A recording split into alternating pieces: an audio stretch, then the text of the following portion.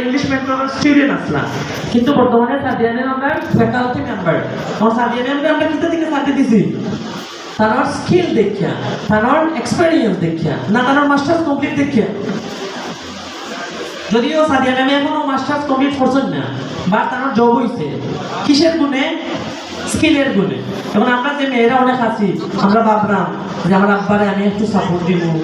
আমরা ছেলেরা আবাইয়ের মধ্যে ভাবলাম বড় ভাইরে একটু বড় সাপোর্ট দিব আমার সাপোর্ট দিতে হইলে কিতা দরকার স্কিল নাই মোহাম্মদ টেকা দরকার স্কিলটা টেকা দরকার এবং সেখানেও জীবন তৈরির স্কিল দরকার আমার স্কিল ছাড়া জব সম্ভব নেই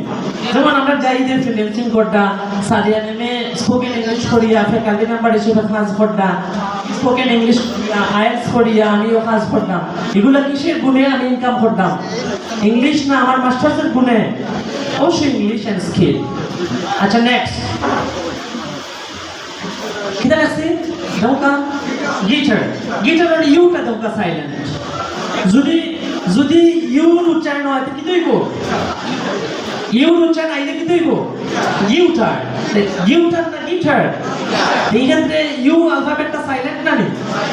এগুলো আমরা এখানে শিখতাম বা ইহল আমরা শিখতাম বানানগত বিষয় লাগে নেক্সট কিতা লাগছে আমরা ছেলেরা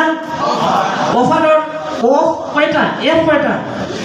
এফ দুইটা বাট উচ্চারণ অফার এফার উচ্চারণ সাইলেন্ট না নেই দে offer or F silent next should কোনটা ওকে দে শুড